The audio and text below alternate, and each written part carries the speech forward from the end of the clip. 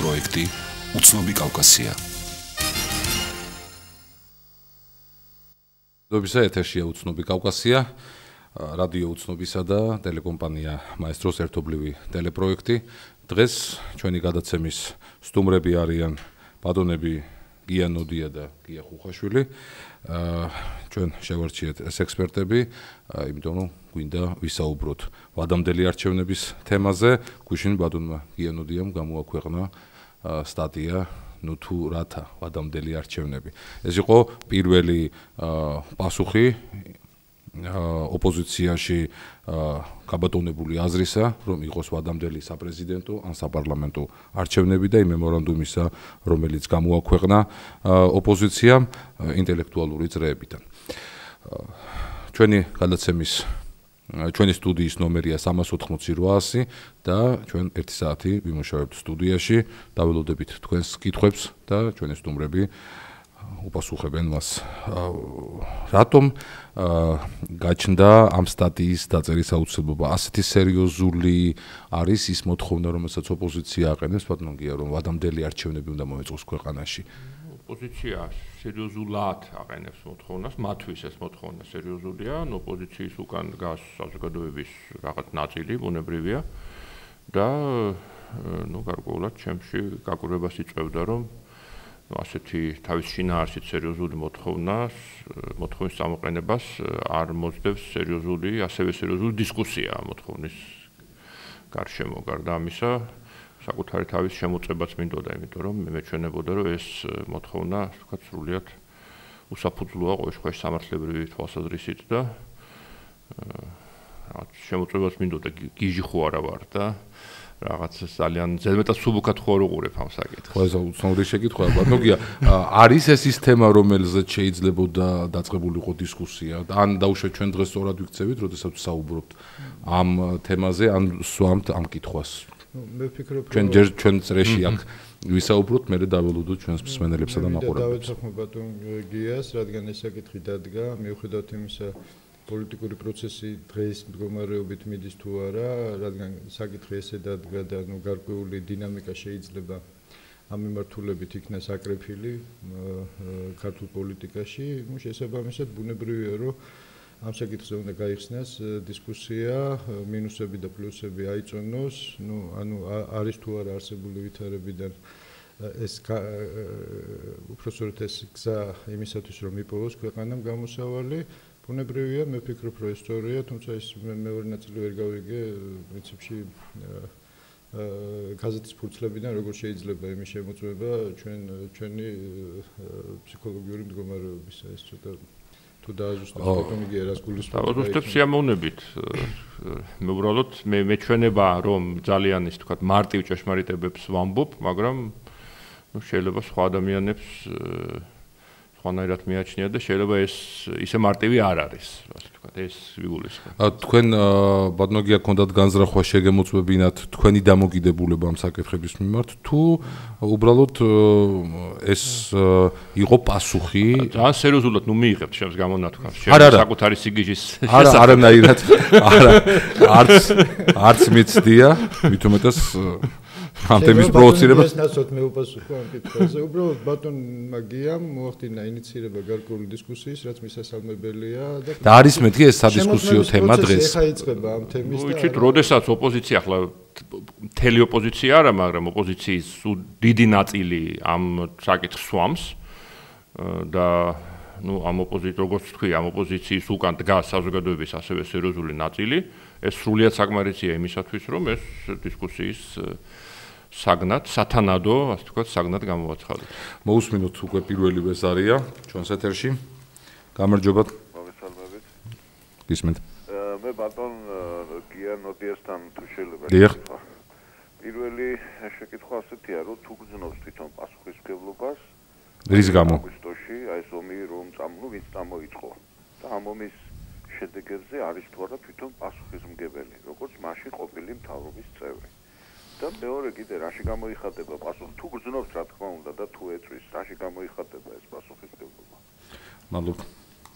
სხვათა შორის სტატიაში აგვისტოს ომის თემა ცალკე არის გამოყოფილი, რომ კი ეს არსებობს, არის ასეთი პრობლემა, რომელსაც ნებისმიერი მთავრობა, ნებისმიერი მთავრობის წინაშე იქნება ესეთი დამოკლეს מחვილივით, როდესაც აწარმოებს ომს, აგებს ომს და კარგავს ტერიტორიებს. კითხვაც ასეთია, პერსონალური პასუხისმგებლობა თქვენი და ალბათ ამ ომის შემდეგ ზოგადად მთავრობის პასუხისმგებლობა. პერსონალური პასუხისმგებლობა ჩემი არის ის, რომ მე ვიყავი მთავრობის წევრი, მე ასე ვთქვათ, პროტესტის ნიშნად არ გამოვსულ ვარ იმ მთავრობიდან აგვისტოს ომის შემდეგ და შესაბამისად მე ვიზიარებ, ასე ვთქვათ, იმ ზოგად პასუხისმგებლობას გადაწყვეტილებებზე, რომლებიც იმ დროს იქნა მიღებული. თუმცა მე ასე ვთქვათ, უშუალოდ თავდაცვის თუ უსაფრთხოების სფეროსთან ნაკლები შეხება მქონდა, ამას დიდი მნიშვნელობა არ აქვს, პოლიტიკა გუნდური თამაშია. და არის აგვისტოს ომი და მისი შედეგები საკმარისი პირობა იმისათვის, რომ ოპოზიციამ დააყენოს ასეთი საკითხი დღის წესრიგში. არა, ოპოზიციას მე მგონი არ ჭირდება დიდი პირობები, მან უბრალოდ დააყენა ეს საკითხი ეს. უპირობოდ გამართლებულია. არა, ნუ თავისი არგუმენტირება ხო აქვს. თავისი არგუმენტები აქვს კი. მე ჩემი პოზიციაა, რომ ეს თავისთავად არ არის საკმარისი პირობა იმისთვის, რომ ეს მოთხოვნა იყოს გამართლებული და საფუძვლიანი, თორე რა თქმა უნდა, ეს ერთ-ერთი ბიძგი იყო ოპოზიციისთვის, რომ დაეყენებინა ეს პირობა. და თქვენი აზრით ეს არის საკმარისი პირობა, მაგია, რომ მთავრობის უბრალოდ ვადამდელი არჩევნები სულ ეს პარლამენტის იქნება პრეზიდენტის, როგორც წესი მემორანდუმშიც ეს ერთად არის მოწოდებული, საკმარისი. ჩემი აზრით, რა თქმა უნდა, ის რაც მოხდა აგვისტოში, სავსებით საკმარისია, არა იმისთვის, რომ ვიღაცამ დააყენოს საკითხი, არამედ იმისთვის, რომ თვითონ ხელისუფლება მიიღოს ესეთი ტიპის გადაწყვეტილება, რომ გადადგეს ესე რომ ვთქვათ, ხო?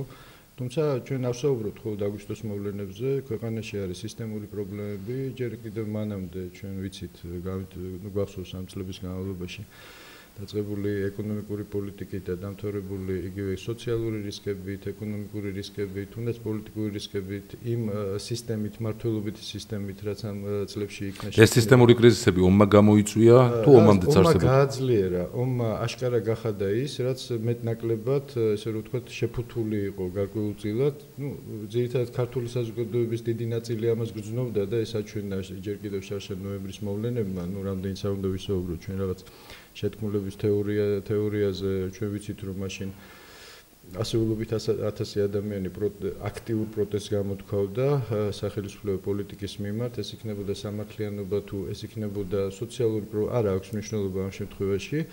და ნუ შემდგომ აგვისტომ უბრალოდ ითამაშა გარკვეული გამაძლიერებლის ნიღბის ჩვენ კი გვიყვარს იმაზე ლაპარაკი რომ ჩვენ რუსეთს ჩამოხადეთ ნიღაბი, მაგრამ აგვისტოს მოვლენებმა არა მხოლოდ რუსეთს ჩამოხადა ნიღაბი გარკვეულწილად, არამედ ჩვენი ხელისუფლების ესე რომ ვთქვათ ის რიტორიკა, ძლევამოსილი რიტორიკა დაასამარა შეიძლება ითქვას, ანუ ის მისიონისტური პოლიტიკა, ანუ ის მისია, რაც ხელისუფლებას ჰქონდა აღებული ძირითადად გაურკვევლივადით გადაიდო, ანუ ის დარჩა მისიის გარეშე, იდეის გარეშე. ნუ რაც ბუნებრივია თავისთავად სვავს საზოგადოებაში კითხვას, ოპოზიცია ეს ცალკე თემა, ალბათ ამას ცალკე ვისაუბრებთ, საზოგადოებაში კითხვას არის თუ არა რესურსი ამ პოლიტიკის გაგრძელების, აქვს თუ არა მანევრის საშუალება ამ ხელისუფლებას სახელმწიფოებრივი განვითარების თვალსაზრისით, როგორც შიგნით, ასე გარეთ, ნუ ალბათ ვისაუბრებთ ამაზე. რა თქმა უნდა, ვისაუბრებთ, მანამდე კიდევ ერთხელ მოვუსმინოთ ჩვენი საზოგადოების წარმომადგენელს, რომელიც კითხვას გვისვამს. გამარჯობათ. გამარჯობათ. დიახტის. და ბატონ გიას დაუსვა ესეთი შეკითხვა. ორივეს გია ქვია, იქნებ დააზუსტოთ. იქნებ დააზუსტოთ რომელს? ნოდიას. დიახ. როდესაც იძახია რომ გზები გავაკეთეთ, ეს ყველაფერი ვითომ და ვითომ ყველაფერი წესრიგში არის. ეს გზების გაკეთება, ეს შუქის მოყვანა და ეს ყველაფერი, ეს ხო ჩვენი ხარჯებით ხდება.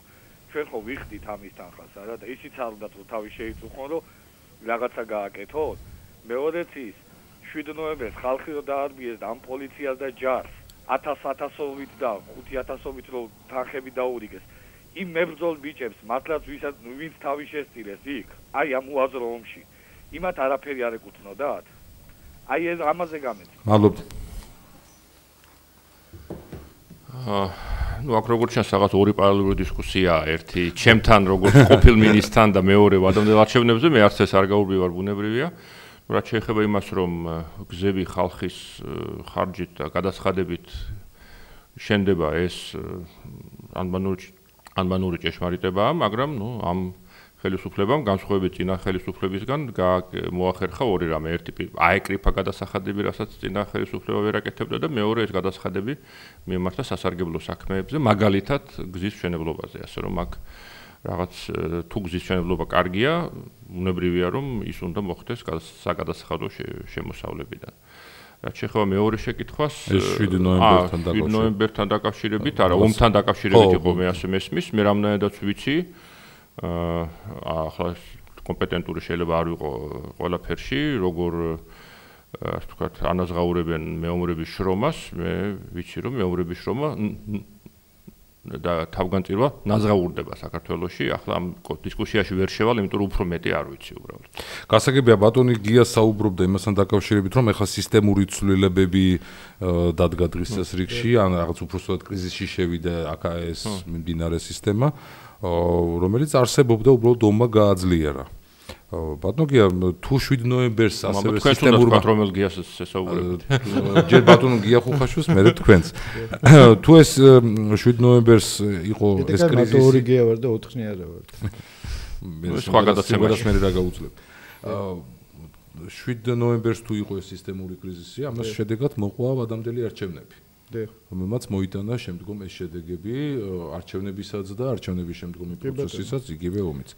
არა, ომი არ ამგონია იმას მოიტანა 7 ნოემბერს. არა, შემდგომ პროცესებს. თუმცა ირიბი მიზეზი ალბათ შეიძლება იყოს კიდევ. არა, ესეც ალბათ გასარკვევია, იმიტომ რომ თუ ვადამდელი არჩევნები იყო, მაშინ გამოსავალი ამ სისტემური კრიზისიდან. ანუ გამოგვიყვანა? ან გამოგვიყვანა? ბუნებრივია ეს იყო გამოსავალი, აბსოლუტურად სწორი ნაბიჯი იქნა გადადგმული, როდესაც დაინიშნა ეს არჩევნები. მაგრამ სხვა საკითხია როგორ ჩატარდა ეს არჩევნები, მე არ მინდა ახლა რაღაც პოლიტიკისკენ ზედმეტად გადავიხარო, თუმცა საპროტესტო ელექტორატში, რომელიც საკმაოდ მრავლად იყო იმ პერიოდში, ჩვენ ეს გვახსოვს, პრინციპში დაუკმაყოფილების გზნობა იყო ძალიან მაღალი და ეს აჩვენა შემდგომ მოვლენებმა, ჯერ 13 იანვრის აქციიდან დაწყებული და ნუ შემდგომ და ასე შემდეგ და ასე შემდეგ, თუმცა ვითარება მას შემდეგ ფაქტიურად პოლიტიკური განმუხტვა არჩევნებმა ვერ მოახდინა, ქვეყანა ისევ დარჩა ორბანაკად, ხელისუფლებას ეს მშვენივრად მე რატო ვამბობ, რომ ომის ირიბი მიზეზი ესეც იყო, ორბანაკად გაყოფილი აღმოჩნდა და ხელისუფლებამ ჩათვალა, რომ იმისათვის რათა აეცილებინა შემდგომი ესკალაცია, ეს პოლიტიკური რისკები რაღაცნაირად მოეშორებინა, გადაეწყვიტა ზეამოცანა, გამოიჩინა სულსწრაფობა და მოხდა ის, რაც მოხდა აგვისტოში. ხო, ეხლა ჩვენ რამდენიც არ უნდა ვილაპარაკოთ, რომ ამაზე ლაპარაკი არ შეიძლება თუ შეიძლება, სწორედ დღეს იყო ძალიან საინტერესო კომენტარი ბატონი პრეზიდენტის ესპანეთში El País მისცა, სადაც თქვა, რომ თუ ყოველ შემთხვევაში ესეა გავრცელებული ეს ინფორმაცია და მე იმედი მაქვს მას ეს ამ კონტექსტში არ უთქვამს, თუმცა გაირკვევა უახლოეს დღეებში. ფრაზა არის ესეთი, რომ ეხლა ევროპა თითქმის მზად არის, რომ დაიჯეროს რომი ჩვენ დავიწყეთ და ეს არის სრული ბოდვა. ანუ ფაქტიურად შეურაცხყოფა მიაყენა მთელ ევროპას უკვე, რომ თურმე ევროპაში ბოდავენ, როდესაც რაღაც დასკვნებს აკეთებენ. ეს თუ ესეა, მე იმედს ვიქონიებ, რომ ეს რაღაც გასაგებია, ვიდრე ბატონ გიას დაუსვამდი შეკითხვას, თუ რატო ვერ განმუხტა მაშინ ვადამდელმა არჩევნებმა, 5 იანვრის ვადამდელმა არჩევნებმა ეს პოლიტიკური კრიზისი საქართველოში და სისტემური კრიზისი, რაზეც ბატონი გია ხუხაშვილი საუბრობდა, მანამდე ერთი ზარია კიდევ ჩვენი მსმენელის. გისმენთ? საღამოშტობის. ბატონ გიანოდიას ამაქვს ერთი ძალიან მარტივი შეკითხვა. მარტო ბატონ გიანოდიას უსმენთ. და მარტო მარტივი შეკითხვები. კი. დიახ, გისმენთ. ძალიან რთულია, მაგრამ მარტივი დასასმელია. დიახ. უბრალოდ მაინტერესებს, რა უნდა გაგვიფუჭოს ჩვენმა მთავრობამ ამაზე უარესი, რომ წავიდეს და დაგვანებოს უბრალოდ თავი. და თქვენ მინისტრი ბრძანდებოდით განათლების და გავლილი გაქვთ ეს სკოლის პერიოდი, ეს სკოლას გავს, რაც დღეს ხდება სამინისტროში და განათლებაში და რაც მაშინ იყო. მადლობა მაშინ როდის. ხო, ისევ იგივე ხო, რიტორიკული კითხვა, მოკლედ, მაგრამ მე მაინც ასე მგონია, რომ ვადამდელ არჩევნებზეც უნდა ვისაუბროთ და ჩემი აზრით უნდა თქვა ალბათ ამაზე. და ლოგიკა აქ არის ისეთი, რომ მთავრობა არის ძალიან ცუდი. ხო, და ამიტომ უნდა იყოს ვადამდელი არჩევნები. და ხო, ასეა, ომი ცუდად წარმართა, იქ რაღაცა სკოლაში ცუდად არის საქმე, რაღაცა საქმეს აფუჭებს და ასე შემდეგ. ამაზე ოპოზიცია ასე ასვნის. ოპოზიცია ასე თulis და ოპოზიციურად განწყობილი საზოგადოება, რომელიც საზოგადოების სერიოზული ანგაჟგასწევი ნაწილი ასე თulis. ჩემი თეზისი, ასე ვთქვათ, ამ თამასთან დაკავშირებით არის ეს, რომ მთავრობა ცუდია, არანაირად არ ნიშნავს, რომ უნდა იყოს ვადამდელი არჩევნები. იმიტომ რომ ყველა საზოგადოებაში, ყველა დემოკრატიულ საზოგადოებაში არის საზოგადოების ნაწილი, რომელიც თulis, რომ ხელისუფლება არის საშინელი, ძალიან ცუდი. მაგალითად, პრეზიდენტი ბუში იყო ასეთი ცოტა ხნის წინ ამერიკაში, მისი, განსაკუთრებით ბოლო 2 წელი მისი რეიტინგი იყო რაღაც საშინლად დაბალი, ომზე თუ ვისაუბრებთ, აგერ ერაყის ომი დაიწყო, რომელიც ამერიკელების უმრავლესობის, იმ დროისთვის დიდი უმრავლესობის აზრით იყო საშინელი შეცდომა და ძის დასცა, ასე ვთქვათ, ამერიკის პრესტიჟი მსოფლიოში და ასე შემდეგ. და ხალხს ძალიან ბევრი ამერიკელი მეგობარი მყავს, ვისაც ეჯავრება ბუში და ერთი ქალბატონი ატირდა უბრალოდ, მწვენია საერთოდ ვაშინგტონში ცხოვრობს და ამ ქალაქში როგორ ცხოვრობ, ეს გიჟი ვინ აკყავს პრეზიდენტათო. მაგრამ არც ერთს არ დასცდენია იქ აზრი, რომ იცი რა, მოდი ვადამდელი არჩევნები ჩავატაროთ, ან რეფერენდუმი ჩავატაროთ, ხომ არ გვინდა ვადამდელი არჩევნები, იმიტომ რომ არსებობს კონსტიტუცია, რომელიც ამბობს თუ აირჩევ ადამიანს 4 წლით, ის პრეზიდენტი იქნება 4 წლით. ბატონო, თქვენ საუბრობთ სტაბილურ ამერიკულ პოლიტიკურ სისტემაზე. იმიტომ არის სტაბილური, რომ ეს ჯერათ. მაშინ თუ იქ თუ უკაცრავად დაიჯერებენ, რომ თუ პრეზიდენტი ბუში ცუდია და ამერიკასთან უმრავლესობა თვლიდა, რომ ის ცუდია, რომ მაშინ შეიძლება დავსვათ საკითხი ვადამდელ არჩევნებზე ან რეფერენდუმზე ადრე არჩევნების თაობაზე, მაშინ არც ამერიკული სისტემა აღარ იქნება სტაბილური. მაშინ 8 ნოემბერს რატომ დანიშნა პრეზიდენტმა სააკაშვილმა ვადამდელი არჩევნები? კი ბატონო, გეტყვით ჩემს ასამის თაობაზე, პრეზიდენტმა სააკაშვილმა დანიშნა არჩევნები არა იმიტომ, რომ ხალხი მოითხოვდა ვადამდელ არჩევნებს, არამედ იმიტომ, რომ იყო მანამდე 7 ნოემბერი, როდესაც მოხდა ის, რაც მოხდა და რამაც უდიდესი ზიანი მიაყენა საქართველოს საერთაშორისო იმიჯს, თვითონ პრეზიდენტ სააკაშვილის იმიჯს და ეს ვადამდელი არჩევნების დანიშვნა იყო ირიბი აღიარება იმისა, რომ თლად, ასე ვთქვათ, ხელისუფლებამ თლასწორად არ მოიქცა, მან მიიღო ძალიან, საპასუხისმგებლო გადაწყვეტილებები და იმისათვის, რომ ეს იმიჯი ქვეყნისა გადაერჩინა, საუკეთესო ვის თვალში უკაცრავად? საერთაშორისო საზოგადოების თვალშიც და საკუთარი ესე იგი ჩვენი საზოგადოების თვალშიც, მაშინ, ამიტომ იგივე ბუშის, რომელზეც ახლა ვსაუბრობდით, იგივე ბუშის კარნახით მიიღო ეს გადაწყვეტილება. ბუშის კარნახით რატომ მიიღო? რატომ მიიღო? ესე გამოდის. არა, არ გამოდის, რატო არ ვიცი მე, ესე იგი ეს შეთქმულების თეორიები ვისი კარნახით მიიღო? არა, აქვს მნიშვნელობა, თუნდაც მისი კარნახით მიიღო, თუნდაც მისი კარნახით მიიღო, ამას არა გადაწყვეტილი მნიშვნელობა. მან ეს გადაწყვეტილება მიიღო, იმიტომ რომ ჩათვალა, რომ ასე იყო უკეთესი, მაგრამ ეს იყო მისი გადაწყვეტილება.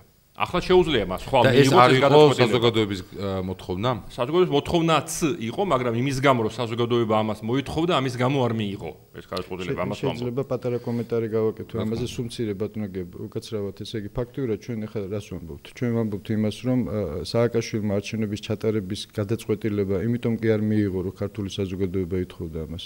იმიტომ მიიღო, რომ უცხოელები, ფაქტიურად რა გამოდის, რომ ესეთი ტიპის პოლიტიკური, შიგა პოლიტიკური გადაწყვეტილებები ქართული საზოგადოების მოთხოვნით კი არ მიიღება ვიღაცაზე სწორები. ეს არის ძალიან სახიფათო ლოგიკაა, ძალიან სახიფათო ლოგიკაა ჩემის აზრით. თუნდაც ჩემი ლოგიკა არა. არ ვიცი, შეიძლება რაღაც არასწორად გავიგე, მაგრამ რომ გადაერჩინა რეალურად მაშინ რა ვერ შევათანხმეთ ამ წუთას, რა ვერ გავიგეთ სწორად. ბატონი გია საუბრობს იმაზე, რომ პრეზიდენტმა სააკაშვილმა გადაწყვიტა ვადამდელი არჩევნები 8 ნოემბერს, იმიტომ დანიშნა გადადგომა. ხო, გადადგომა. რაც ნიშნავს ვადამდელ არჩევნებს. იმიტომ რომ მან გააკეთა ისეთი რამ, რაც გადაერჩინა იმიჯი. მის მთავრობას პირადად მას და სახელმწიფოსაც შეუქმნა ცუდი საერთაშორისო იმიჯი. არა, მარტო ეს არ იყო. საშინაო, კი ბატონო. მოდით ესე ითქვა, რომ ესე იგი ქართული საზოგადოებაც ხო, არა, შეიძლება არ გამომდინარეობს და შეიძლება მევაკეთებ არასწორ დასკვნას, უბრალოდ მე გავიგე ესე, რომ ესე იგი ეს პრობლემა იყო უცხოეთში, იმიჯის გადარჩენის და მეორე პრობლემა იყო ქართულ საზოგადოებაში, მაგრამ გადაწყვეტილება იმიტომ კი არ მიუღია სააკაშვილს, რომ ქართულ საზოგადოებაში იყო ესეთი იმიტომ რომ იმიჯის გადარჩენა სახელდება როგორც პრიორიტეტი, როგორც ძირითადი ფაქტორი იმისათვის, რომ შიგა პოლიტიკური რისკების შემცირება განმუხტვა მოხდეს, ხო? ჩემთვის ეს არ არის პრიორიტეტი, პირდაპირ გეტყვით, ხო? შეიძლება მე და ბატონი გიას მიდგომებში ზუსტად ეს სხვაობა იყოს მთავარი, რომ ჩემთვის არჩევანს საქართველოში აკეთებს საქართველოს საზოგადოება. საქართველოს უკაცრავად მაშინ დავუძვით, საქართველოს საზოგადოებას არ მოუთხოვია პრეზიდენტის გადადგომას. პრეზიდენტის გადადგომა მოითხოვა კონკრეტული ადამიანებმა, ნაწილმა საზოგადოებისამ, რომელიც ყოველთვის ყველა ქვეყანაში შეუძლია ამის მოთხოვნა, მაგრამ ეს არ არის გარკვეული საფუძველი იმისა, რომ პრეზიდენტი მართლა გადადგეს. ამ გარკვეული ჯგუფის მათ რაოდენობას ახლა ვერ დავადგენთ, ვინც მოითხოვა პრეზიდენტის გადადგომა, ეს მოთხოვნა დააკმაყოფილა პრეზიდენტმა. მაშინ ხო გადადგა? არა, გადადგა, მაგრამ არა მათი მოთხოვნის ასაკმაყოფილებლად. იმიჯის გადასარჩენად. კი ბატონო, და ეს გაცილებით უფრო სერიოზული, მნიშვნელოვანი არა საერთაშორისო იმიჯის კი არა, საკუთარი, ასე ვთქვათ, მორალური უფლების ქონისა, რომ იყოს პრეზიდენტი. და ამ არჩევნებმა ეს იმიჯი გადაარჩინა? თქვენი აზრით და ის რომ რაღაც ზომით კი, მაგრამ რა თქმა უნდა, ამ ის ვადამდელი არჩევნებმა, რა თქმა უნდა, ვერ მოიტანა განმუხტვა სიტუაციისა, იმ სიტუაციისა, რომ ანუ ის რაც უნდოდა ოპოზიციას, რაც ოპოზიციას ცხადია უნდოდა რა სიტუაციის განმუხტვა, არამედ ხელისუფლებაში მოსვლა, ცხადია, მაგრამ ყოველ შემთხვევაში ის რომ ამბობდნენ რომ არჩევნები, არა, ცხადია, ბუნებრივია, მაგრამ მაშინ ხო ეს არგუმენტი არ იყო, რომ ჩვენ გვინდა ხელისუფლება, ის იყო, რომ ახლა კრიზისია და ვადამდელი არჩევნები ამას განმუხტავს. განმუხტვით ვერ განმუხტა.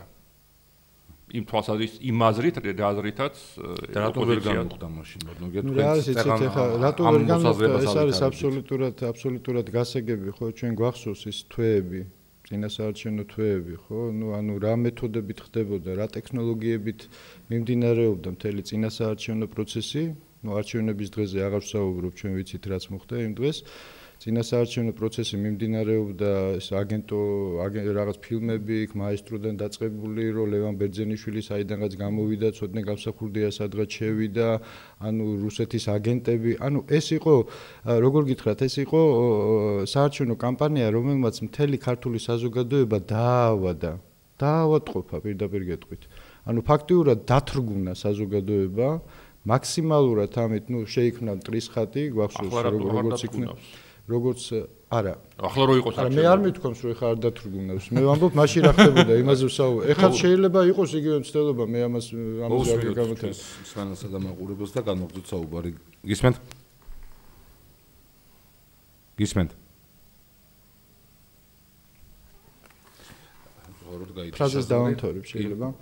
საარჩევნო პროცესი როგორ წარიმართა ვნახეთ, თვითონ არჩევნების შედეგების მიმართ ნდობა იყო ძალიან დაბალი, ანუ არათუ არ შემცირდა პოლიტიკური რისკები არჩევნების შემდეგ, ხო, არამედ მე ვფიქრობ, კიდევ უფრო გაღრმავდა ის კრიზისი, უბრალოდ მოხდა ქართული საზოგადოება კიდევ ერთხელ დათრგუნვა, ანუ პოლიტიკური პროტესტი კი არსად არ წასულა 5 იანვრის არჩევნების შემდეგ, ის უბრალოდ შეიდევნა სამზარეულოებში.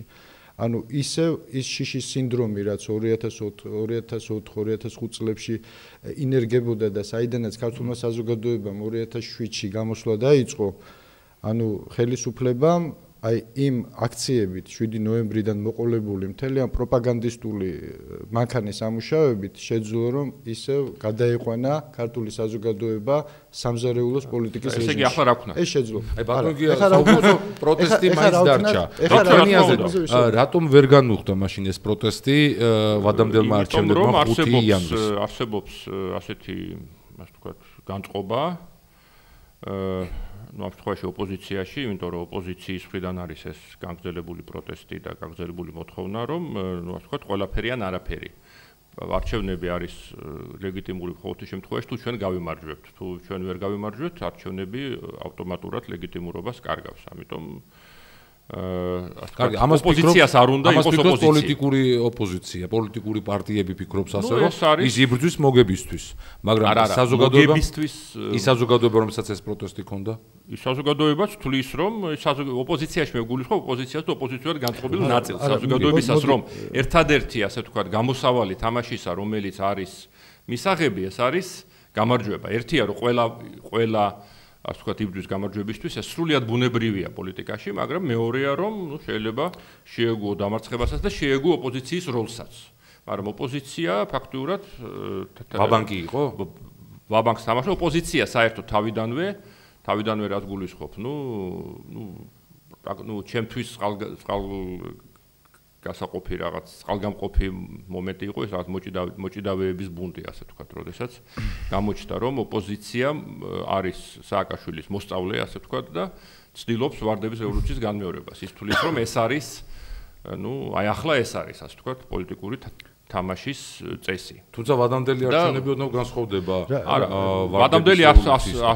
ვადამდელი არჩევნები რამდენადმე განსხვავდება, ცხადია, იმიტომ რომ ის ვადის მიერი არჩევნებში იყო, ახლა სარნიშნავს ერთ-ერთზე ყველაფრის განმეორებას, მაგრამ გულისხმობს იმას, რომ რევოლუციური გზით უნდა მოხვიდე ხელისუფლებაში. თუმცა ის შეიძლება რა თქმა უნდა, თავარი რევოლუციაა და არჩევნები ეს არის ამ რევოლუციის ლეგიტიმაცია. შეიძლება დაზუსტებას გავაკეთებ, ბატონი აქ საუბრობდა ოპოზიციას და ოპოზიციურად განწყობილ საზოგადოებაზე. მე აქ მინდა ერთი დაზუსტება შევიტანო და ალბათ ეს პოლემიკის ნაწილია.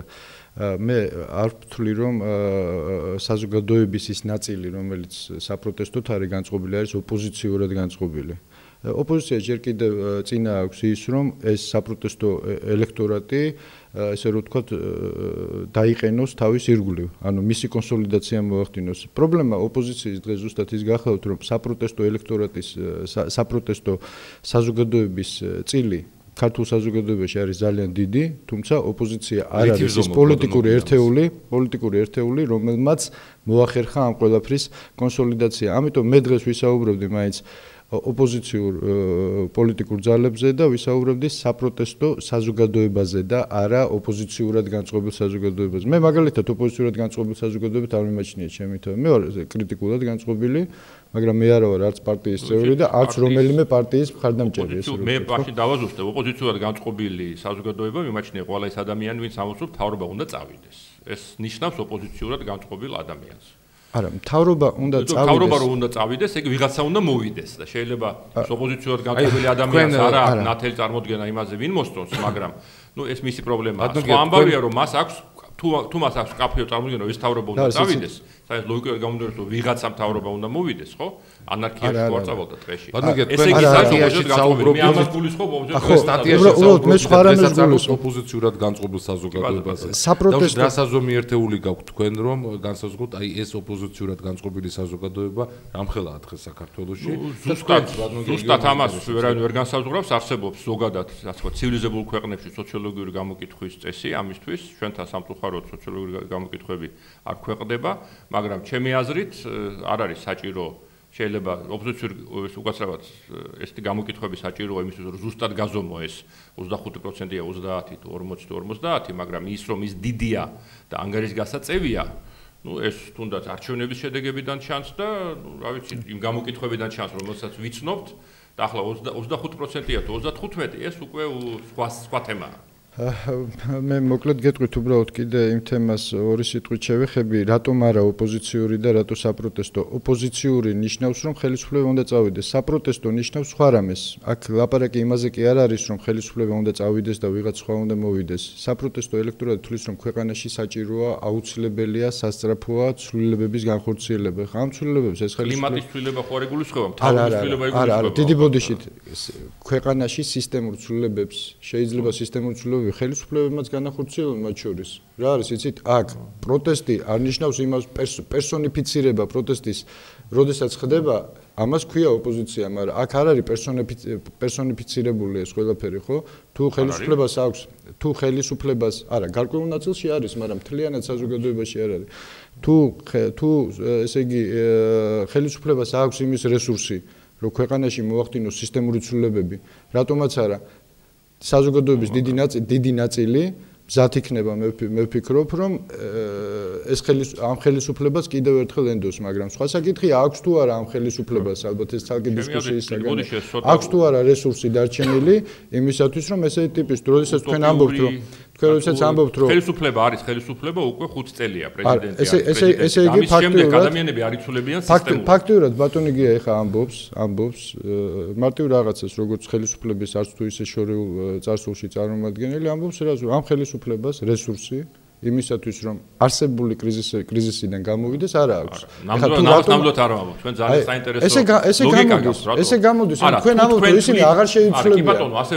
თუ თქვენ თვლით რომ ახლა არის კრიზისი, რომლის კრიზისზე ვილაპარაკოთ, არის თუ არა? დამნაშავეა ხელისუფლება გლობალურ ეკონომიკურ კრიზისში. მე თავაზობ გადავიდეთ კრიზისზე საუბარზე. ამ ხელისუფლება მას ვერ შეიძლება. გეთახმებით, თუ ეს ვითარება არის კრიზისი, რომელიც არის ისე ვიმეორებ, არა გლობალური ფინანსური რაღაც და ასე შემდეგ, არამედ რაღაცა ცუდად მართლობის კრიზისი, ანუ თუ ხელისუფლებამ ცუდად მართა 5 წელი და ამიტომ არის კრიზისი, მაშინ რა თქმა უნდა იქნება ამ თემაზე ისევ ამ ხელისუფლების იმედი გქონდეს, მაშინ რა თქმა უნდა არის თუ არა კრიზისი და შეიძლება თუ არა თავრობა ამაზე რეკლამის შემდეგ ვისაუბროთ. ეხლა გადავდივართ უკვე საგნობრივ მსჯელობაზე. მედია პროექტი უცნობი კავკასია. უცნობი კავკასია ეთერშია, ჩვენი სტუდიის ნომერია 38800. ჩვენს რადიო მსმენელებსა და ტელემაყურებლებს გთხოვთ, რომ დაურეკოთ ჩვენი გადაცემის სტუმრებს, ბატონებს გიანოდიესა და გია ხოხაშვილს, ჩვენ საუბრობთ ვადამდელი არჩევნების იდეაზე და ხოდა ჩემი ტელეფონის ნომერი არ იცია რა, იმიტომ რომ ბატონ გიას ურეკავენ, ხო, ჩემი ტელეფონის ნომერი არ იციან. ზიარია ნომერი, ამ შემთხვევაში დარწმუნებული ვარ, რომ კითხვა რომელსაც ბატონ გიანოდიას დაუსვამენ, კი ბატონო, ვეცდები. სრული თავისუფლებით შეგიძლიათ თქვენც უპასუხოთ იმავე კითხვას. იმავე კითხვას ვერ უპასუხებს იმის გამო, რომ თვითონ როგორც ყოფილია, რომ ესა და ეს ქენიოდა ახლა ბატონი. კარგი, ჩვენ საუბრობდით და რეკლამა მოგვისწრო იმ დროს, როდესაც საუბრობდით კრიზისზე, რომელიც არის მთავრობაში და რამდენად შეძლებს ქვეყანაში და რამდენად შეძლებს თვითონ მთავრობა აი ამ სისტემური კრიზისის დაძლევას. არის თუ არა მთავრობა დღეს უნარიანი იმისათვის, რომ ეს კრიზისი დაძლიოს. ხო, ნუ თქვენი ამბობთ უკვე რომ კრიზისი არის, ეს დიაგნოზი დავსვით. თქვენ საუბრობდით ამ თემაზე, ბატონი გია ამბობდა რომ არის კრიზისი, მე პირადად არ ვუტირებ, მე არ ვსაუბრობ ამ თემაზე საუბრობ. სიტყვა კრიზისი რაღაც მახსოვს ნოემბრის დღეებშიც რაღაც ერთგვარი საკრალიზაცია ხდება ამ სიტყვის. არის ხო კრიზისი? არ არის კრიზისი, კრიზისაც ჩამოყალიბდა ეს სიტუაცია, კი ბატონო. ხო? არა, მე ჩემი აზრით ხელისუფლების ერთ-ერთი შეცდომა იყო ის, რომ ხელი შეუწყო ამას სერიოზულ კრიზისად ჩამოყალიბებას. ამის თავიდან არიდება შეიძლებოდა, მაგრამ ეს სხვა თემაა. დღეს კრიზისი, სისტემური კრიზისი ქვეყანა მე ვერ ვხედავ, შეიძლება ისევ ჩემი სიბრმავის ამბავია, ახლა ხან თვალის ოპერაცია მქონდა და შეიძლება რომ გამომისტორდება მხედველობა უფრო დავინახავ. ჯერჯერობით ვერ ვხედავ სისტემურ კრიზისს ქვეყანაში, მაგრამ ვხედავ რაღაც პრობლემებს, ნუ არის რა თქმა უნდა ის კრიზისული თუ კრიზისოგენული სიტუაცია ეკონომიკაში, რომელიც ზოგადად სოფლიო ეკონომიკური სიტუაციიდან გამომდინარეობს, ამაზე როგორც ჩანს არ ვსაუბრობ დღეს. და არის მუდმივი წინაკრიზისული სიტუაცია პოლიტიკური იმის გამო, რომ ოპოზიციის დიდი ნაწილი, ისევ არაფრთლიანად ოპოზიცია, მაგრამ ოპოზიციის დიდი ნაწილი ვარს აცხადებს კონსტიტუციური მეთოდებით და წესებით თამაშზე. ნუ იმიტომ რომ თulis რომ ეს მისთვის მოგებიანი, იმიტომ რომ თავისთავად შეიყვანა ჩიხში, იმ ჩემი აზრით სრულიად ინფანტილური გადაწყვეტილება არ არის კონსტიტუციური ნორმა? არა, რა თქმა უნდა, ეს არის პრინციპულად ანტიკონსტიტუციური მოთხოვნა, როცა ამას იჟინებ. ცხადია, ყველას მეც შემიძლია, ყველას შეგვიძლია უთხრა პრეზიდენტს, მიდი რა გადადექი. ამაში არაფერი არ კონსტიტუციური არ არის, მაგრამ როდესაც შენ ამბობ რომ ის რაღაცა ვალდებულია, გადადგეს და ამაზე აგებ თელ შენს სტრატეგიას, ეს ნიშნავს, რომ შენ აგებ სტრატეგიას რევოლუციაზე და ზოგად დესტაბილიზაციაზე, რაც არ არის კონსტიტუციური ქცევა, ცხადია, რა თქმა უნდა. მაგრამ ხო, მოусმინეთ. კი ბატონო, მსმენელს და ტელემაყურებელს გამარჯობა. გამარჯობა. გისმენთ. ისევ ბატონო დიასთან მაქვს შეკითხვა. კი ბატონო. რაც არ უნდა გასაკვირი იყოს. დიახ. განათლების მინისტრი. ნამდვილად არ უარყოფ. კი, რა გაკეთდა თქვენი მინისტრობის პერიოდში? აი სკოლებში ელემენტარულად თუ ავიღოთ, რომ იძახით, რომ ის სააკაშვილმაო ჩვენი გამოაჩინაო რა მენტალიტეტი დაიცვა. მენტალიტეტი კი არა, საქვეყნოს, სოფლიო მასშტაბით შეგვარცხვინა, რასაც ქვია, სრული ამ სიტყვის მნიშვნელობით. ივან, ჩვენი მენტალიტეტი კი არა, თავისი ტყავის ის მენტალიტეტი გადაარჩინა. და იმ სკამს წირავს თავს, სხვას კი არაფერს არ აკეთებს. დამიდეთ ხელი სტრუქტურა, სადაც ნორმალურად მიდის ყველაფერი. ეს კრიზისი აი არასწორი მათვისგან არის წარმოშობილი თორე სხვა კი არაფრისგან. ავიღოთ ლუბოის სამინისტრო, ომიც არ იყო, მაგრამ ეს კრიზისი არსებობდა. ეს ხალხი მაგისთვის იყო გამოსული. ეს 50-50 კილოიან მეშოკებს არიგებენ. ეგრე არ არის. ხალხი ნუ გაამათხოვრეს. მადლობთ. ხო. პასუხო, ახლა ექსპრესიული იყო. ახლა არ ვიცი, ახლა მე 10 თვე ვიყავი განათლების მინისტრი, რაღაც დავიწყო რომ აი მასწავლებლებს ხელფასები მოუმატეთ და ასე შემდეგ რაღაცეების ასეთ ამაზე საუბარი ალბათ ცოტა უადგილოა. მაგრამ ნუ თუ განათლების სისტემაზე ზოგადად ვისაუბრებთ, ცხადია ყველას აქვს სხვა მოსაზრება იმაზე რა მიდის კარგად რა არის, რა მიდის ცუდად ყოველ შემთხვევაში იმ საკმარისი დრო ვიყავი იმისთვის განათლების მინისტრად რომ ნუ სოფლიოში შეგვარცხვინაო აი ამ პასუხს ვაკეთებ, ნუ ერთ-ერთი შეიძლება აუსამართლოთ, მაგრამ საკმაოდ მაღალი რეპუტაცია აქვს ჩვენს ხელისუფლებას ამ განათლების რეფორმის გამო საერთაშორისო. შეიძლება უსამართლოთ როგორც ვამბობ, მაგრამ აი შერცხვენაზე ვსაუბრობ. ამ ნუ ერთადერთი რაზეც შედარებით პასუხის გაცემადი რაც იყო ამ შეკითხვაში ეს იყო. ამ თავრობის შესაძლებლობებზე საუბრობდით ძაღან, რომ მას აქვს ან არ აქვს საშუალება, რომ ეს სისტემური კრიზისი როგორც თქვენ დაახასიათეთ, ან როგორც წინარე კრიზისული მდგომარეობა, როგორც ბატონმა გიამ თქვა, დაძლიოს. მოდით ესე ვთქვა, ჩვენ შორის ახლა ტერმინოლოგიური კამათი რო არ იყოს, ვილაპარაკოთ რისკებზე, სხვა ტიპის რისკებზე. კარგით, კრიზისი შევთანხმდეთ, რომ სიტყვა კრიზისი არ ვახსენოთ, ხო? ეხლა ქვეყანაში მისაღებია თქვენთვის ბატონო. კი ბატონო. რისკები ვთქვათ ეს. რა მიმართულებით აქვს დღეს ქვეყანას რისკები და არის თუ არა რესურსი იმისა, რომ გადავლახოთ ეს ყველაფერი, ხო? ნუ მოგესენებათ, ეკონომიკური კრიზისი, ეკონომიკური რისკები, ნუ მე ბატონი გიათulis რომ ეს რაღაც გლობალური ხელისუფლების ხაზია საერთოდ ესეთი რომ გლობალურ კრიზისზე ჩამოწეროს ყველა თავის პრობლემები რაც წლების განმავლობაში ვითარდებოდა. მე შეგახსენებთ რომ ჯერ კიდე გაზაფხულზე როდესაც გლობალურ კრიზისზე საერთოდ არ იყო საუბარი, უკვე ბანკებმა ფაქტიურად დაკრედიტება შეაჩერეს, სამშენებლო სექტორი პრაქტიკულად უკვე გაჩერებული იყო ადრეულ გაზაფხულზე. ანუ საქართველოში განვითარებულ ეკონომიკურ კრიზისს სხვა საფუძვლები აქვს და ბევრად უფრო რთული და სისტემური ვიდრე ეს არის ეს გლობალური პროცესები და ჩვენი ინტეგრაციის ხარისხიც არ არის ახლა იმდენად მაღალი რომ ჩვენ ახლა თუმცა ხელისუფლების მესმის პოლიტიკურად მისთვის იყო მომგებიანი რომ მიბმოდა ყველაფერი ამას და მთელი თავის წოდები ჩამოწეროს იმაზე. კი ბატონო, ეს არის პოლიტიკური мотиваცია მისი, ის რომ ამას ლაპარაკობს, მე ეს არ მიგვირს. მან ეს უნდა ილაპარაკოს. თუ აქვს ოპოზიციას იმის კომპეტენცია რომ გააბათილოს მათი არგუმენტები გააბათილებს. მეორე, რაც შეეხება ეს შემდგომ გადავიდა უკვე სოციალურ კრიზისში, ჰუმანიტარულ კრიზისში, ჰუმანიტარულ რისკებში, გამომდინარე იგივე აგვისტოს მოვლენებამდე და აგვისტოს მოვლენების შემდეგ ეს ტალღა კიდევ უფრო გაძლიერდა. ბუნებრივია მცირდება შემოსავლები და ეს პროცესი მომავალში კიდევ უფრო გართულდება. კარგად უნდა გვესმოდეს, რომ ეკონომიკის სეგმენტი არ დარჩა ფაქტიურად, სადაც ვარდნის პროცესი არ მიდის დღეის მდგომარეობით. ჯერ კიდევ ჩვენ ინერციით შევდივართ კრიზისში, ჩვენ პიკზე არ მივსულვარ და მე ამაში ბატონგიას ვეთანხმები, თუ დანარჩენი მსოფლიო ნელა გამოსვლას იწყებს, ჩვენ ჯერ კიდევ შესვლის პროცესი არ დაგვიმთავრებია, ძალიან ბევრი მიზეზის გამო ეხა ეს შორს აგვიყვანს, ხო?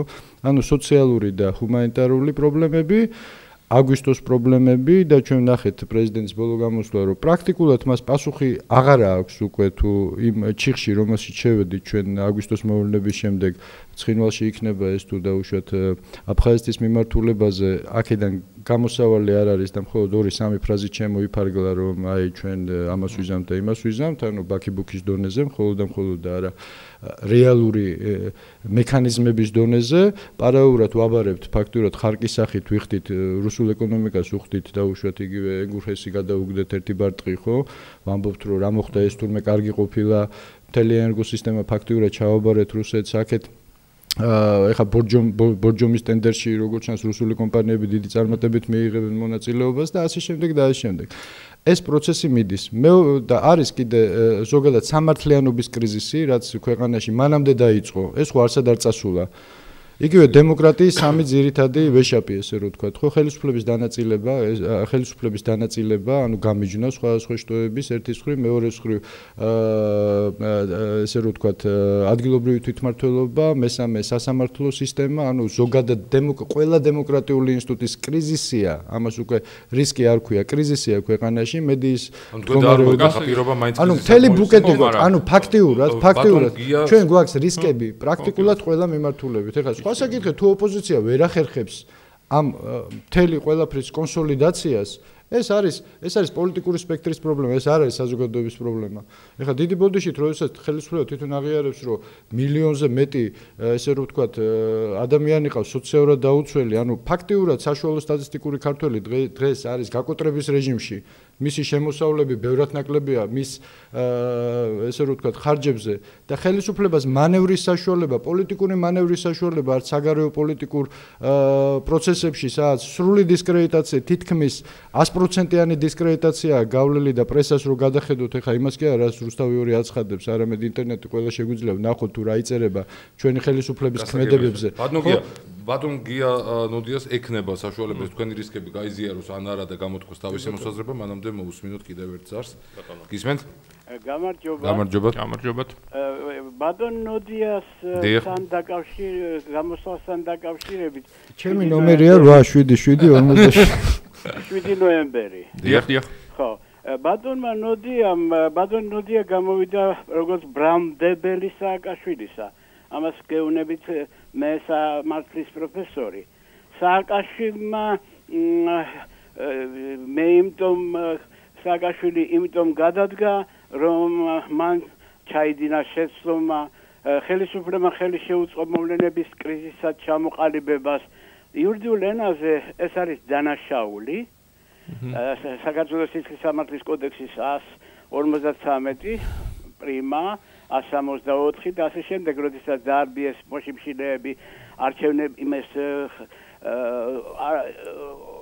საგანგებო მდგომარეობის გამოცხადებამდე მოშიმშილეები იმასთან პარლამენტთან რიყეს შემდეგ და კითხვა ციხე მოკლედ ჩამოვაყალიბოთ ბატონო. მე ასე თქვა ულოცავ ქართულ ხალხს, რომ გამოჩნდა ნოდიას სახით პიროვნება, რომელიც ბრალს დევს სააკაშვილს 7 ნოემბრის დანაშაულს, რომლის გამოც მას მეორეჯერ უფლება არ ჰქონდა პრეზიდენტობის კანდიდატი გამხდარიყო. მადლობა მოსაზრებისთვის.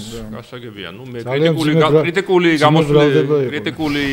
ასე ვთქვათ გამოსვლები 7 ნოემბერთან დაკავშირებით, თავრობის მოქმედებასთან დაკავშირებით მანამდეც ჰქონდა, ეს პირველი არ იყო, ასე რომ 7 ნოემბრის მოვლენები ეს არ არის უბრალოდ კრიტიკის საგანი, ბატონო გია. ეს არის ხო, გასაგებია, ნუ თქვენ ისე ჩვენ სხვა სიტყვები მოგწოს. 7 ნოემბერიც ერთ-ერთი რისკია. მე კრიტიკა მომწონს, რაღაც სხვა სიტყვა. რისკი არ არის, იმიტომ რომ უკვე მოხდა. ხო. გასაგებია, ამიტომ მე ის რაზეც ბატონმა გიამ აქ ისაუბრა, ამაზე ბევრი კამათი შეიძლება, რა თქმა უნდა, ნუ თუნდაც თქვა ჩემთვის გარკვეული სიახლე იყო მაგალითად, რომ სოფლიო გამოდის უკვე ეკონომიკურ კრიზისიდან, მე ინტერნეტსაც და CNN-საც უყურებ, იქ გაცილებით უფრო პესიმისტური ხედვებია, ცნობისათვის ეს იმდენად არ ეხება ჩვენ სიტუაციას, ან რომ შემოდგომამდე თუ იქამდე არ იყო საერთოდ არანაირი ნიშნები კრიზისისა, ამაზე ძალიან ბევრი საუბარი იყო, ასე რომ დაწყებული არ იყო ასეთი მასშტაბით, ასე რომ ჩვენთანაც იყო, იქაც იყო. მაგას არ აქვს, მაგრამ მაგას საერთოდ არ აქვს შემი აზრი. ეგ საკითხი მაინც ვიცით თქვენზე ცოტა უკეთესად და თუ გნება ვილაპარაკოთ მაგ თემაზე. არა, კი ბატონო, მაგრამ ჩემი თეზისი, რომელსაც მე უბრუნდები, არის ის, რომ აი ამ საკითხს და საკითხს გვადამდელი არჩევნების შესახებ არანაირი კავშირი არ აქვს. იმიტომ რომ ყველა ხელისუფლებას მოსდის შეცდომები, ყველა ხელისუფლებას აბრალებენ, რომ მას მოსდის შეცდომები, როგორც მინიმუმი, ვიღაცა ეთანხმება ამ დაბრალებას, ვიღაცა არ ეთანხმება ამ დაბრალებას, ეს არის ნორმალური პოლიტიკური პროცესი. ყველა ქვეყანაში.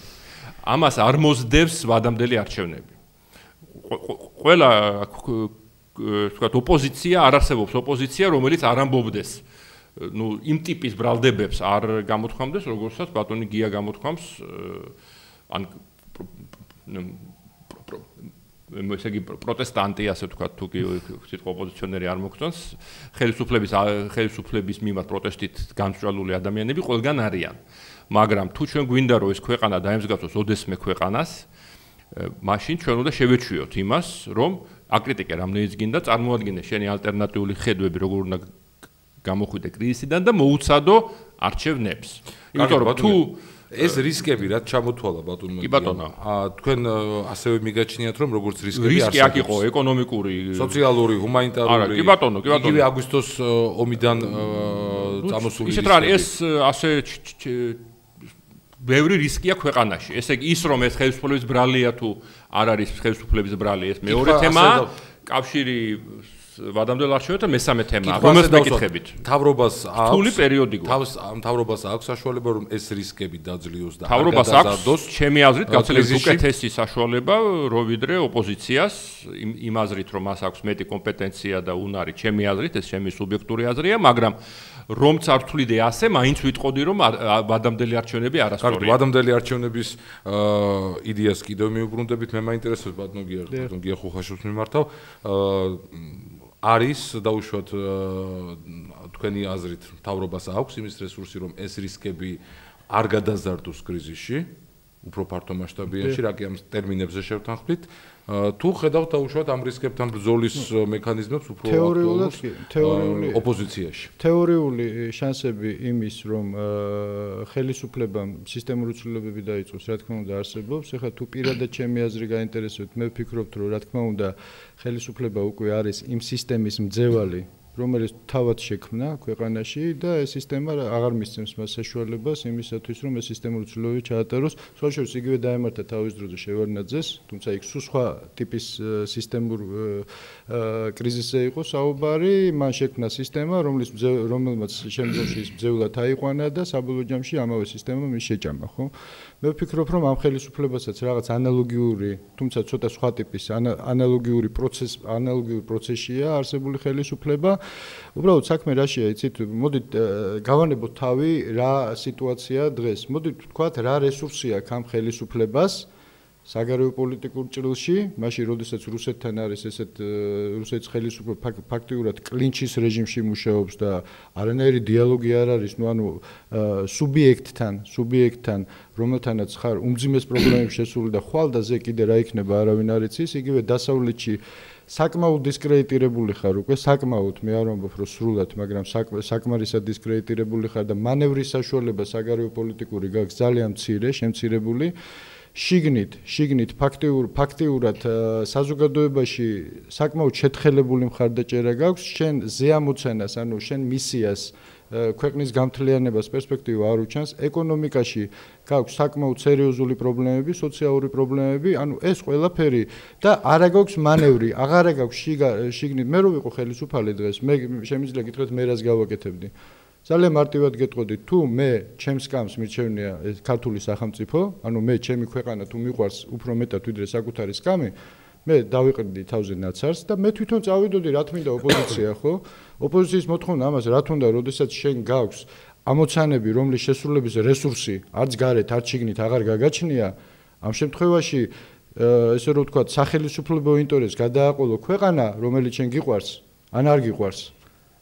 პროფესორი თუ გიყვარს უნდა წახვიდე მე ესე ვთვლი და თუ არ მიდიხარ უკვე ეჭქვეშ დგება შენ ეს ქვეყანა ნამდვილად მიგაჩნია შენზე უფრო მეტ ფასეულობად საკუთარ სკამზე მეტ ფასეულობად თუ არა ზუსტად ეს კითხვა სკამის თემაზე შეიძლება მეც თქვა მე თქვა თავზანაცარი არ გამიყრია და ასე შემდეგ მაგრამ მე შემიძლია გავიხსენო სკამზე დაჯდომის პერიოდი ჩემი არა იქიდან ნადგომის, იმიტომ რომ ჩემთვის არანაირი კომფორტი არ იყო სკამზე მოხვედრა, ეს არ იყო ჩემი ცხოვრების მიზანი და მაინც გაცილებით კომფორტული სკამი მქონდა კომპიუტერთან. ამას იტყვით თავრობის სხვა წევრებზე? არა, ზოგიერთზე შემიძლია ესეც თქვა კი ბატონო, მაგრამ ჩემი мотиваცია რომ წაფსულიყავი იმ ხელისუფლებაში, რომელიც უკვე ბატონ გიას აზრით ყველა ის ეპითეტიას თქვა უკვე თქვა ეკუთვნოდა მას ალბათ. ჩემი აზრია ეს მეტი არაფერი. იანვარში ხო, შარშან იანვარში ხო ასე ფიქრობდით ამ ხელისუფლებაზე, იმის შემდეგ ხო არ გაგფუჭებიათ ფუნდამენტურად აზრი.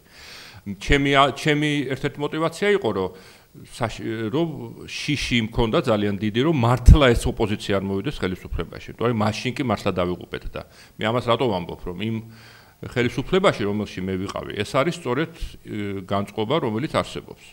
ახლა პიროვნული ამბავია, შეიძლება ვიღაცას კამი უყვარს ან არ უყვარს, ეს სხვა საკითხია, მაგრამ კონკრეტულად ამ ოპოზიციაზე, რომელიც კონკრეტულად ამ ოპოზიცია, ახლა აბა აბსტრაქტულად შაშენია ზეციურ საქართველოში რა ოპოზიცია, იმაზე არავინ არ საუბრობს. დაუშვათ ეს ხელისუფლება, დღევანდელი მთავრობა ელოდება სხვა ტიპის ოპოზიციის შექმნას და არა, იცით რა არის, ესეთი თეორიული მსჯელობები ხო არ არის ახლა მთავრობაზე, რომ მოდი მოვიცადოთ როგორი ოპოზიცია მოვა წელიწადში, როცა ჩვენ რაღაც დავბერდებით და 40 წლის ვიქნებით და ასე შემდეგ.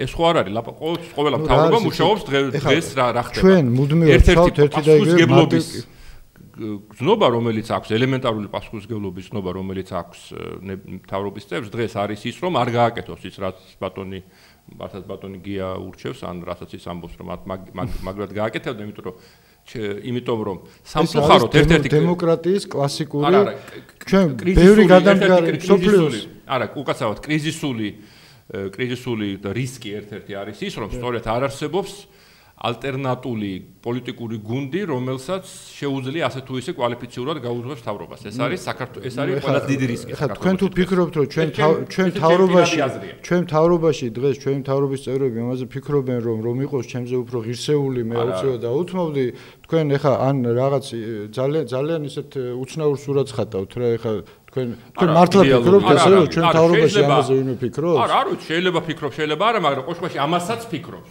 ახლა გასაგებია ადამიანი რომელიც პოლიტიკურად არის, პოლიტიკური აზარტია, კი იმას უნდა ხელისუფლებაში ყოფნა. მაგრამ როგორც ამ ხელისუფლების ყოფილი წევრი, ჩემზე კარგად იცით რომ ესე ამაზე ჩვენ ხელისუფლებაში არავინ არ ფიქრობს რა და ეხლა მოდი უკეთესად ვიცი დღეს არ ახართ ხელისუფლებაში და მოდი ცოტა ვილაპარაკოთ იმას ამიტომ ხელისუფლებაზე მოდი ჩვენი გადაცემის შემაჯამებელ კითხვად კიდევ ერთხელ დავსვათ. არა, უბრალოდ მე ვამბობ რომ ეს მუდმივ ესე დაყენება საკითხი ეს თუ არა მაშინ ვინ ხო ეს არის ქართული პოლიტიკის ესე რომ ვთქვათ ყველაზე რა არის იცით თუ თამდევი მაგრამ ჩემთვის აბსოლუტურად მიუღებელი და კარგია რომ ასეთი ის იმიტომ ჩემთვის აბსოლუტურად მიუღებელია საპირისპირო რომ გინდოდეს თავრობის წასვლა თუ ზუსტად არ იცი ვინ მოვა იმის მაგივრად ეს არის ჩემთვის მიუღებელი ეს არის ჩემი და თუ პასუხისმგებლო ინფანტილური პოზიცია უნდა საუბარია ვადამდელ არჩევნებზე ვადამდელი განსაკუთრებით აბა ვადიანი არჩევნების დროსაც თუ ვეხედავ ოპოზიციას რომელიც მოვა და ვადიანი არჩევნების დროს მე მახსოვს აი ამ წინა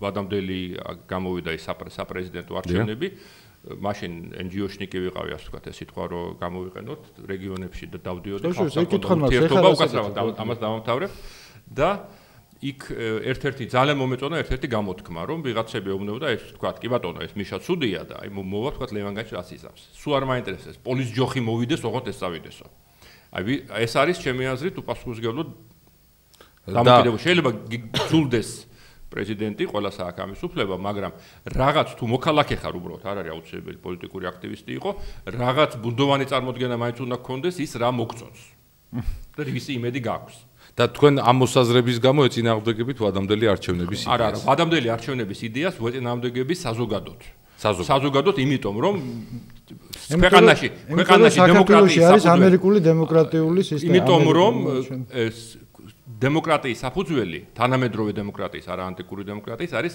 კონსტიტუციონალიზმი. არო კონსტიტუციის რომელიც ჩვენ ქვეყანაში არის ალბათ ხო ბატონო არა იმისათვის რომ იყოს ამისაც ეს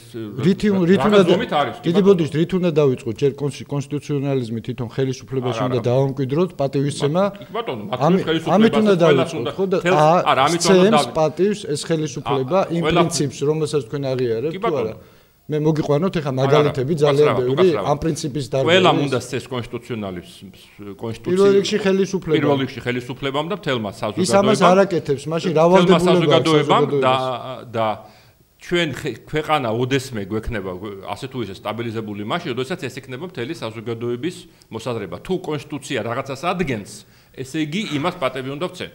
თუ კონსტიტუციაში წერია ვადები, ესე იგი იმას პატივი უნდა ვცეთ. ან უნდა თქვათ, რომ კონსტიტუციაზე მოგვიწევს საუბარი. საქმე რა შეეცით, რომ ყველა უნდა ეს ხელისუფლების გარდა პატივი, თუ საზოგადოება ჩვენ მოძღვრავთ, რომ საზოგადოება პატივი ეცი კანონს, მე ხელისუფლება თუ ხელისუფლება შენ ეცი, შენ იყავი დემოკრატი, მე არა ვარ დემოკრატი, მაგრამ შენ იყავი. თუ ხელისუფლება არსებს პატივს კონსტიტუციურ დებულებას, მაშინ უნდა იბრძოლო იმისათვის, რომ ეს დიდი ბოდიშით აგვისტოს ომზე გამოქვეყნდა დასკვნა, სადაც იყო 3 თუ წაიკითხეთ თქვენ ეს იყო იურისტთა ჯგუფის დასკვნა მე გირჩევ წაიკითხოთ კონსტიტუციის რამდენიმე მუხლის დარღვევა იყო იმ დღეს არ ვიცი ახლა იცით ახლა უამრავი ჯგუფები არსებობს და ასე შემდეგ მაგრამ კი ბატონო ამაზე უნდა ვიდავოთ ამაზე უნდა ვისაუბროთ და ასე შემდეგ კი ბატონო და მაგრამ ეს უნდა იყოს საგნობრივი საუბარი დიდი მადლობა კონსტიტუციონალიზმის აბსოლუტურად გეთახმებით ეს უნდა იყოს საგნობრივი და არა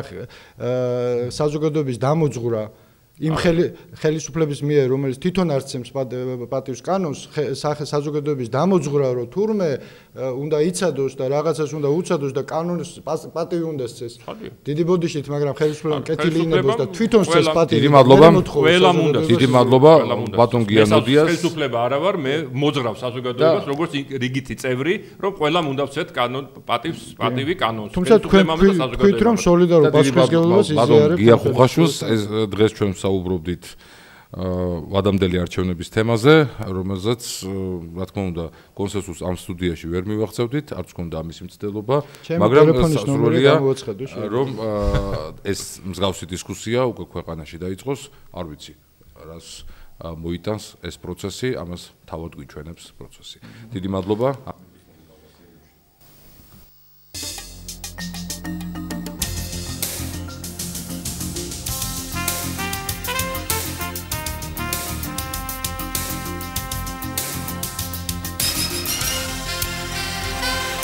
ეთერში იყო გადაცემა უცნობი კავკასია.